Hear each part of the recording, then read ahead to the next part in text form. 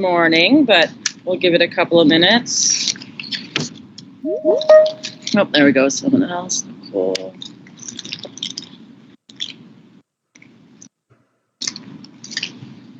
Go.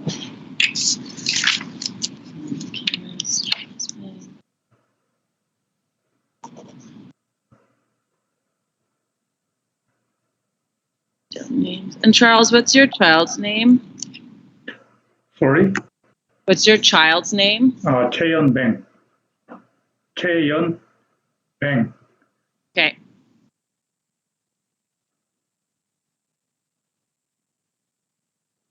And Nicole, just your child's name? My name? Aiden McInnes. Sorry, what was that? Pardon? Aiden McInnes. Aiden. Awesome. Thank you. Kale and Aiden. Great. So, get emails from there. A couple minutes. Just going to get out my. I'm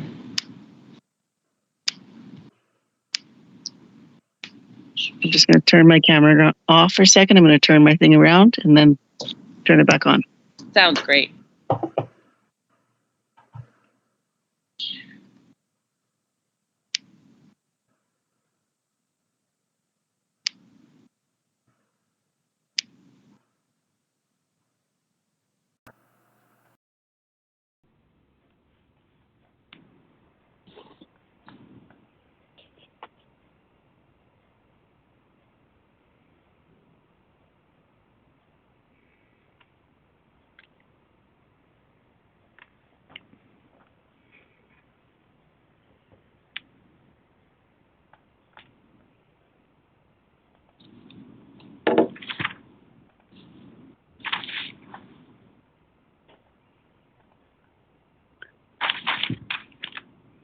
Are you expecting a lot of people this morning? No, most of them will be tomorrow night, so it's fine. Oh, and there we go.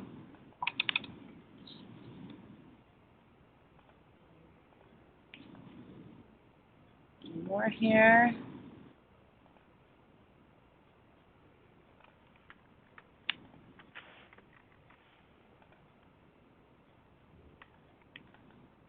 See if their camera's gonna connect.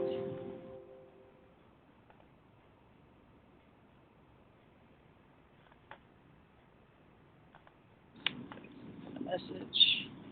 And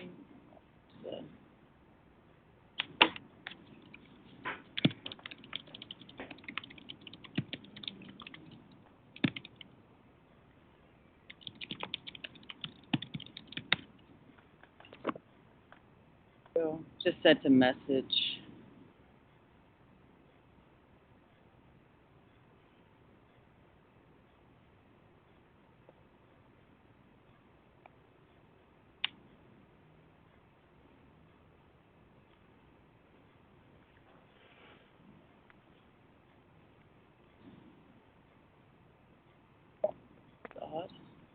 Chat. Okay, that's all.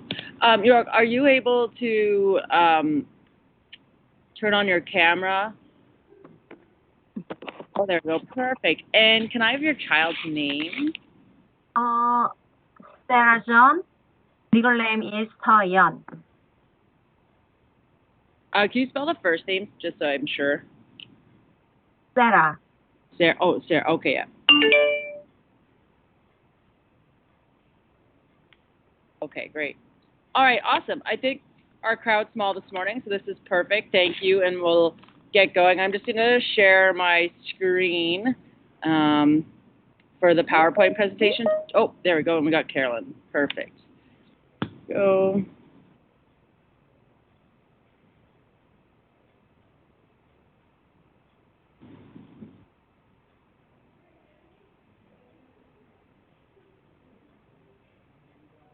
Hi, Carolyn. Welcome, welcome. Good morning. Can I get your child's name? Jeremy Hart. Jeremy. If you have the ability to turn on your camera, that would be great. Okay. Sorry, I'm new to this. I've never done Teams. I know. We teach using Google, so it's also. I took me a moment, but this allows us to schedule better and stuff. There we go. Perfect. Thanks, Carolyn. Awesome. Okay. So I'm gonna get going. I think this should be most of us, anyways. So interestingly, after the parent meeting last Wednesday, sure enough, pretty much the next day we get permission from the board to move forward with D trips, but it also means that we have like all this new documentation to work through. So give you the information. We know the itinerary, we know our tour operator, we know our code of behavior that we expect. So I'll go through that, but I will put that there will be more information coming shortly. I have a phone call or a meeting today with our downtown person who does trips to discuss when we can start taking deposits and stuff, but it looks like that could even be mid-May, but we'll go over the application process and stuff later in the email, but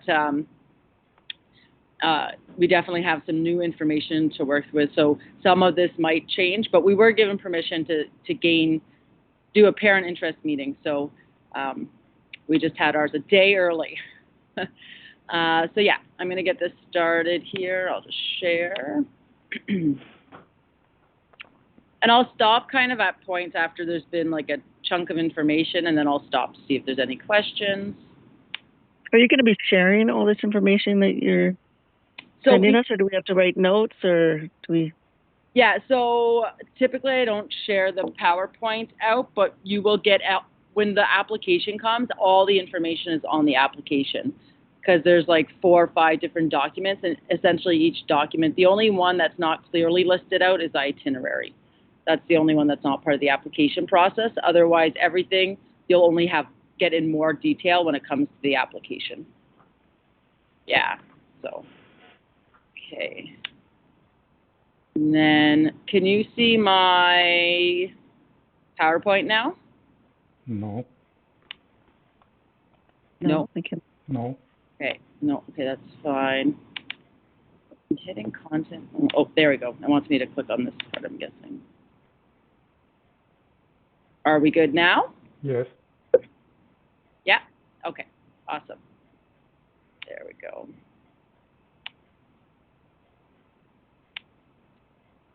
Computer's a little laggy this morning. There we go. All right, so just some of the basic trip details. So it is both Washington, D.C. and New York City, and our hopeful dates are March 23rd to 29th. There could be some flexibility in there with EF Tours because they have to block book tickets and they're looking for good prices. So that could be March 22nd to March 28th. Probably not later because flights only get more expensive on the weekends, and they are trying to avoid those weekend prices. So we should be pretty close to this date. The preference for us is the 23rd because then we have less sub coverage. Our service provider is EF Tours. I am the teacher in charge, and we do have an administrator on the trip, Melinda Cooperman. She's our new AP, but she's done international trips with her previous schools, so she has some good experience there. We put this slide close to the beginning for Wednesday night because Gary had to go and do some testing and whatnot.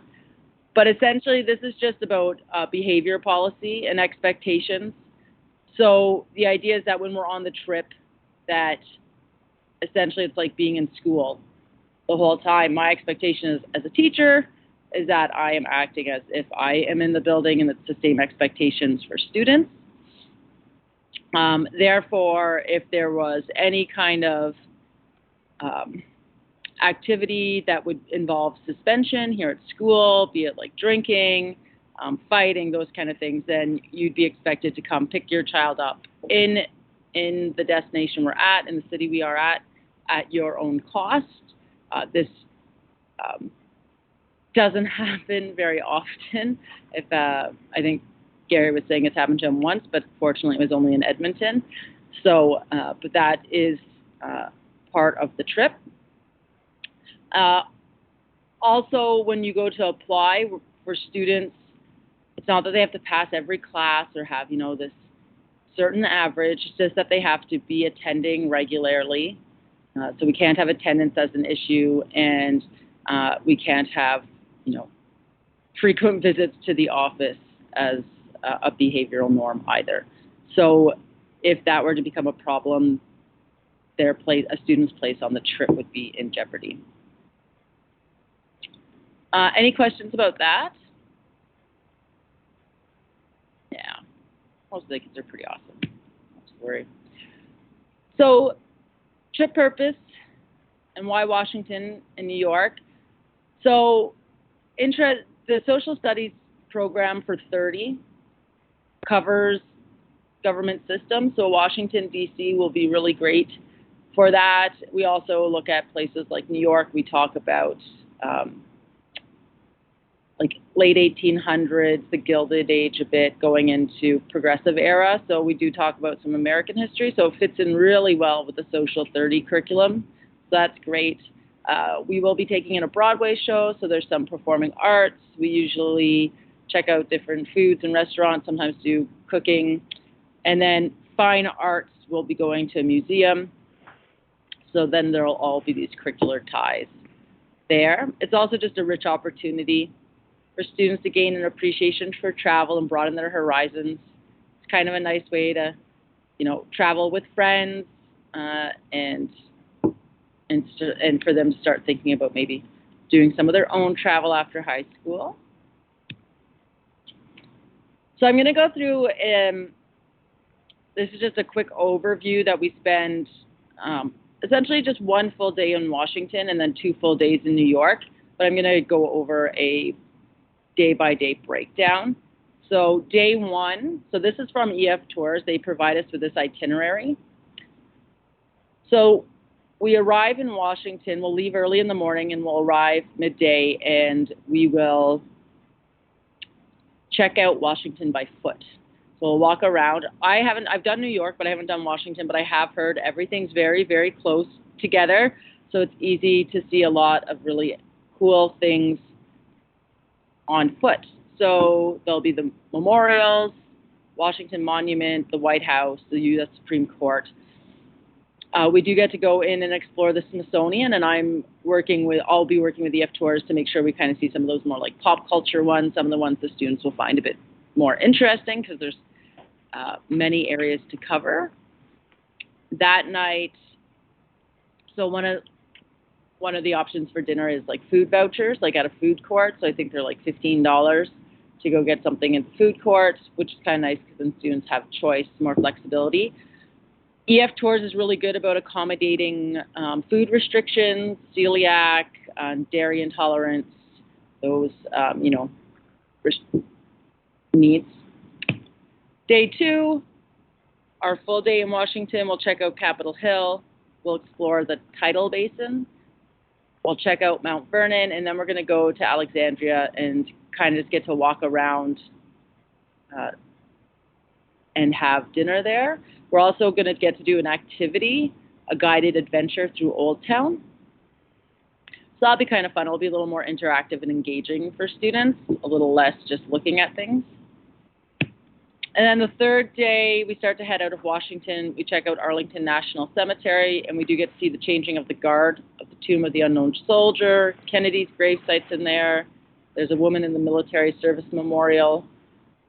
We travel to New York City, and then we see the skyline at night from a skyscraper. So that's pretty cool because you get to see kind of the immensity of the city that you're going to be walking around.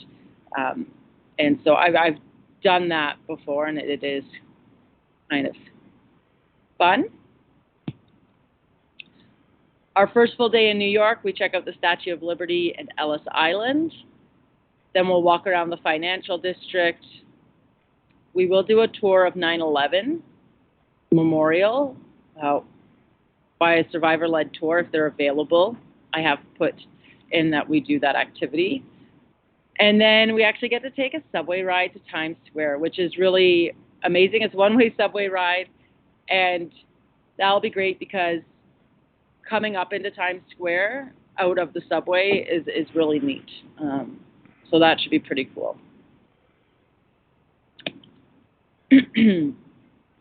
Our second full day in New York, we do guided sightseeing of Midtown and Manhattan, check out the Chrysler Building, Fifth Avenue, Rockefeller, United Nations headquarters. We'll go around Central Park, and I'm going to try to see a few different spots in there, see what the tour guide has planned for Central Park, but definitely try to hit up some of those more interesting pieces.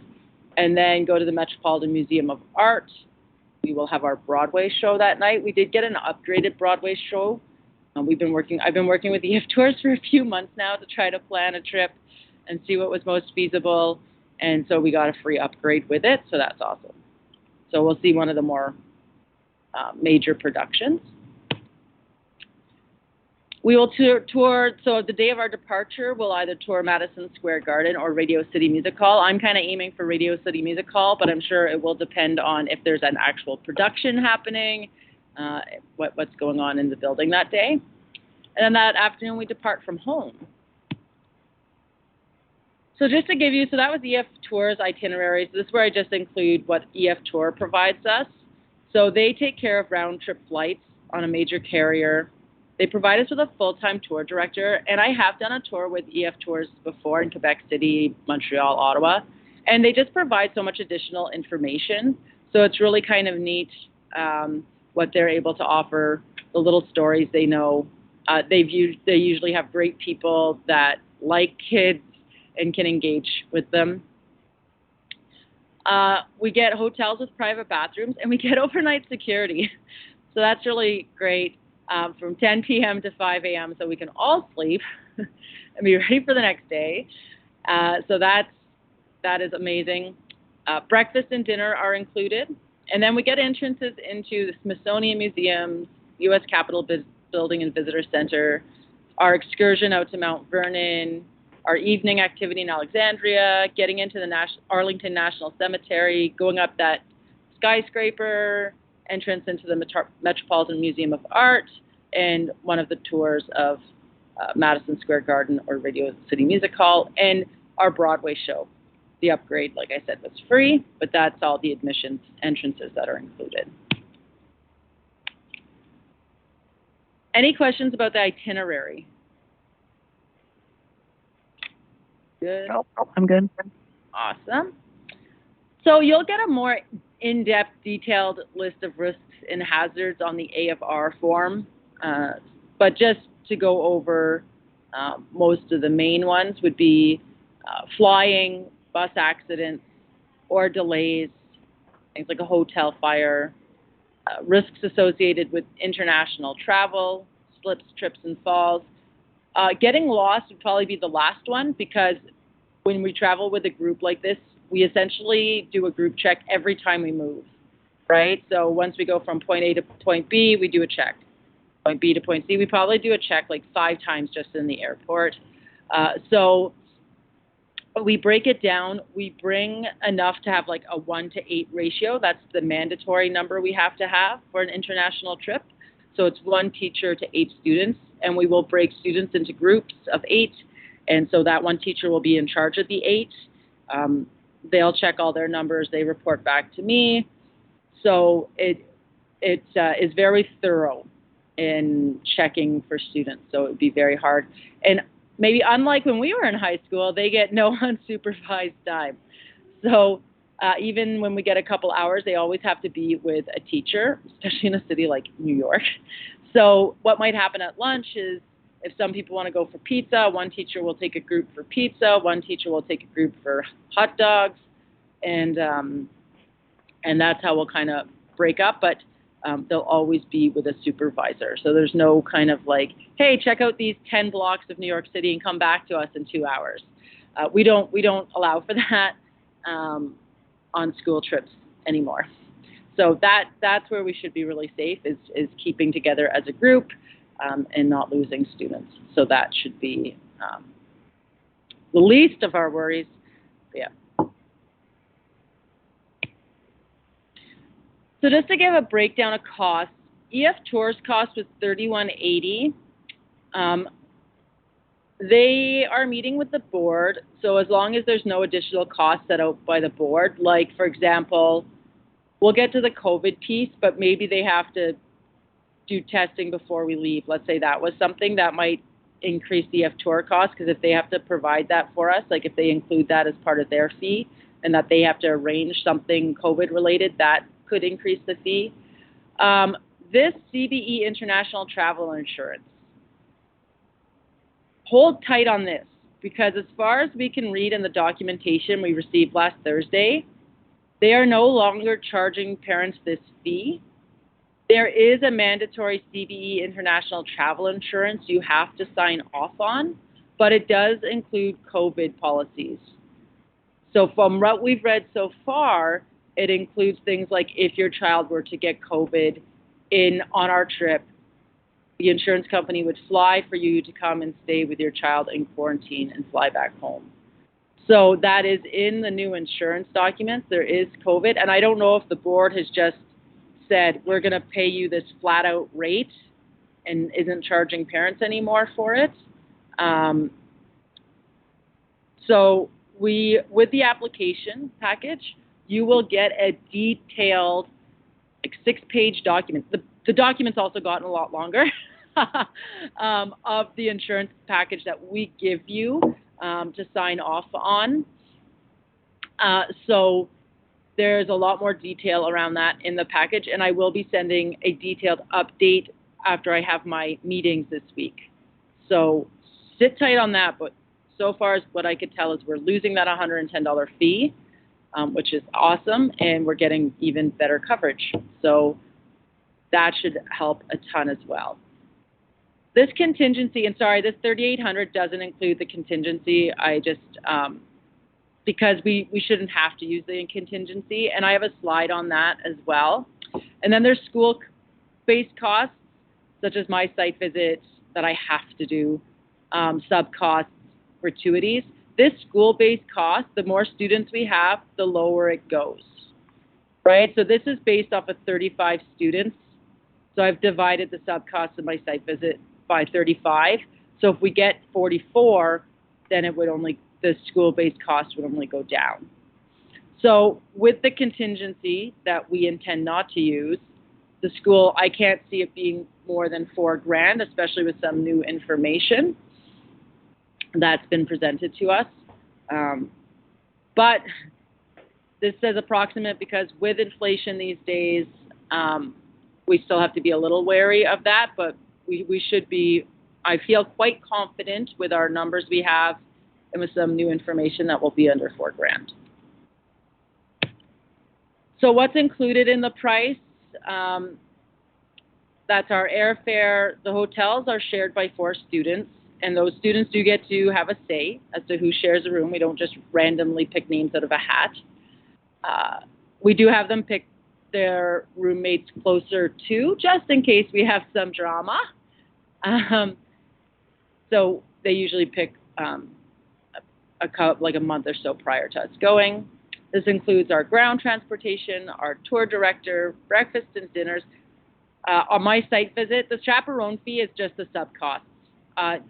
EF Tours provides a 1 to 6 adult ratio. So 1 adult goes free, 1 teacher goes free for every 6 students on the trip. So that's really amazing because it makes it, otherwise it would add another $400 onto the trip to have other people go, or supervisors go. It includes our attractions and activities. The current price on there includes mandatory insurance, and like I said, this could change, or I'm pretty sure will change, but more information pending. What's not included? Lunches, snacks, beverages, spending money, souvenirs, sunscreen if you decide that it's a really hot, gorgeous March and you keep burning your face. So we will stop frequently. Kids, students can pack snacks if they want for the week. We'll buy snacks there. There's a convenience store on every corner in New York, I feel. Yeah, so that's what's not included. But we'll make breaks to make sure students stay hydrated and get enough to eat and that kind of stuff. There's time throughout the day for that. Any questions? Okay, right now. So this is that contingency fee. Essentially, it is mandatory on all international trips, and it covers unforeseen circumstances. So the main one I could see is it's March, we get a freak snowstorm, we can't fly out of New York, and we end up having to stay the night. EF Tours will be doing everything on their end to get us home. That's the nice thing about having a tour group. And this would cover our extra night of accommodation and some food. Okay, this doesn't include like we decide, hey, let's do another Broadway show tonight, and then we're going to take from the contingency fund to pay for that. That's not, we're not allowed to spend it. It is only accessed in the circumstances outlined in a parent letter to acknowledge financial commitment that you'll receive. Okay, and if these funds are not needed, they will be refunded to parents within 20 business days after the final day of the trip. Okay, so yeah, that's what we're looking at as well. Yeah. This, I'm going to skip over this travel insurance because you're going to get an update on that. It looks like we still use the Urban Schools Insurance Consortium, but they have added COVID stuff, and as far as I know, we're not paying for it anymore. It also, the other big thing it still does, but we will break that down, is that it's, there are certain, here, I'll show you the next slide. So EF Tours has their cancellation policy. So despite, regardless of what's going on or why you have to cancel, 44 days or less before departure, we do not get refunds from EF Tours, because at that point they've paid people out. The money has now left them and gone to airlines and different places. So, but the insurance will cover it if things like sickness or death in the family, Canadian government travel advisory, that we had to add to the slide, involuntary loss of permanent employment of the parent. So the insurance covers that cancellation. Okay. And then EF, now let's say you didn't meet one of the insurance's reasons for canceling a trip. Like let's say you decide, hey, grandparents are going to pay for us to go down to Mexico the same week, or something of that nature. These are the timelines you work within. So 150 days or more before departure, full refund, less your $200 non-refundable enrollment deposit, and all non-refundable fees, which there aren't many, and a $400 cancellation fee. Sometimes if we have a waiting list, people can get lucky and they can get it all back, because we can have the person on the waiting list replace some of these costs. But that's only if we have a waiting list.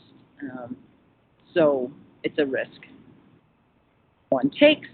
But yeah, essentially the closer we get to the trip, the less money you get back. Okay. Any questions about that? There. Okay. Okay, so passports and visas. You do need a valid passport to travel to the U.S. It has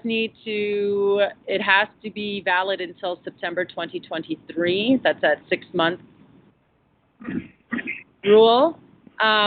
We will be putting together a notarized international travel letter, and we'll do this kind of as a group. Typically, we're able to find somebody in the group who's able to notarize letters or knows somebody who can notarize these letters. So we tend to do that as a group one night. This is the part we're going to be talking about this week with our central office. Essentially, if proof of vaccination is required, it will just be like any of these government documents. It will have to be put on file. Now, we will be, and this is some questions we have for the board today, we're hoping by March that restrictions are only lighter.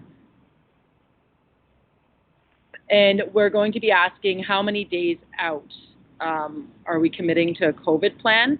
So there's probably going to have to be some flexibility there, that if by chance the U.S. is still doing testing, that we have to be prepared to test the night prior and to make appointments for that. But at this point, it's a we will just have to be flexible and go with that, but we will have to follow whatever COVID guidelines are in place. And they are moving international trips forward, even with COVID measures in place, essentially is where we're at right now, but I'll be getting more detail on this this week. And if you're non-Canadian citizens, may require visas or other travel documents, which we would look into together. Any questions about the limited information I have on that at this time? We'll just, hopefully by the fall we have that much more information, but we'll see. So application process. So it's open to grade 11 students. Right now we definitely have, from what I can tell, our minimum students to go. So when we receive our approval from the board, we'll distribute applications. So what we're waiting for right now is the ability to collect deposits through credit card, because we know parents really like to pay by credit card, but it's not set up yet that we can do that. May 16th is looking like the date to set up the credit card payments, which would be a Monday. So most likely this process is going to be on Monday, I would send out an email to everyone. On Tuesday, students can pick up the applications. And on Thursday, students can bring back the applications, all the signed paperwork, and the $500 either gets paid online or deposited, or a check is a check is brought in for us to deposit. The reason there's a day gap is that it just gives parents a day to read the information and just talk it out with their child, so it's not like right the next day. That everybody has it, just sometimes look over the paperwork and go through it. Gives them a couple of nights and a full day. So that would be the process, but there will be an email out to parents first, and I'll put it on Instagram to students and send it out in the Raven Post that this will be the application process. But I think we'll be looking at mid-May at this point. As the applications get in, they get numbered. Okay, so we do like a date and time stamp in the case that we have more applications than our maximum numbers. We will then go through them, make sure we don't have any behavior or attendance concerns, and then the wait list is created from that. And then successful applicants will be notified via email. So usually it does take a couple of days for the trip to fill up, not just like a couple of hours. So usually we do have like students, it's not like they don't get here at 8:30. Usually it's a couple of days. So it's not too crazy to get it in. This will also change a bit because we have all new application paperwork that I have been going through. So, but you will get the full document of what the insurance covers. You will have a declaration of financial commitment saying that that will give a breakdown of due dates. So you can do deposits, monthly deposits, and that starts once we take your first deposit, and then we can set it up that you pay a certain amount every month. You can do kind of lump sum payments, but there will be timelines where you have to pay a certain amount. So it might be like by November you have to have paid 60%, by January 80%, and then by February 100%, but there will be very set dates for when you have to have certain payments in. And then it's just usually open a conversation around if a payment wasn't available, when that payment would be available, what's the guarantee on that kind of thing. There will also be a student application where they write a little blurb about why they want to go on the trip as well, and some of their information, like name on their passport, if they have a passport, name on their passport, these kind of information. It just helps us know what support students might be and to maybe check on it to see how progress is going for certain documents, paperwork. The next piece is there are mandatory monthly student meetings during SOAR. These are important for teachers and particularly myself to know the faces to all the names because I don't teach all these kiddos, right? We want to make sure we do have some kind of rapport with students before we take them out of the country. We do cover different aspects. We'll look at, New York culture in these meetings. We'll look at protocols for if somebody were to get lost. We also go over things like what happens if something really bad happens to a student. Well, we go into digital lockdown. So we go over that process, the fact that phones are I'm pretty sure phones are even like collected because the idea is that, or is a very strict, you can't go on your phone at this time because we don't want misinformation to get around. Let's say we can't get a hold of parents and then some kid texts a parent who gets a hold of that parent before we can and, maybe is saying like, heightens the situation. So we go over those kind of policies with students as well. We also tend to, you can't post about where we are on the trip. The board has some different rules around that as well. So we go over that in these meetings. And then other things like what the weather's going to be like, what to pack. We have packing lists. So the meetings cover that information. And they'll also go into their small groups of 8 with their teacher that's going to be in their group and those kind of things. We also do regular email communication with parents, what needs to be done by when, what we've covered in our monthly meetings. And there will be a mandatory pre-departure meeting. There will be months' notice on this meeting because typically it's the week prior to us leaving. So there will be more than enough notice to make sure that everything's in place to give any last little bit of communication. Okay, so this is because we couldn't send out applications yet, I just had parents complete this, I'll move this out of the way, sorry.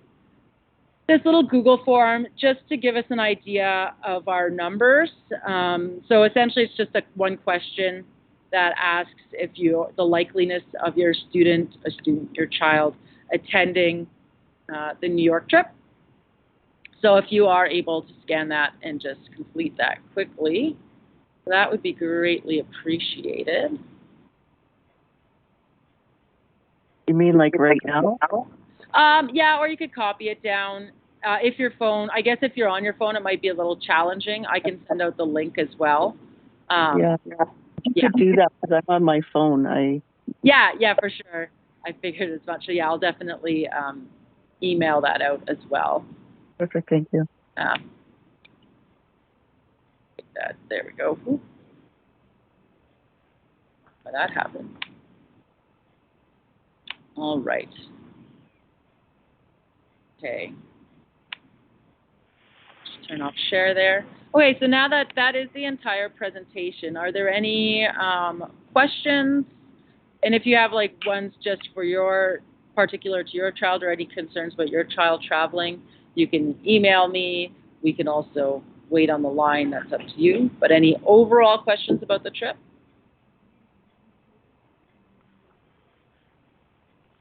How many people typically do you have attending these big events? How many people?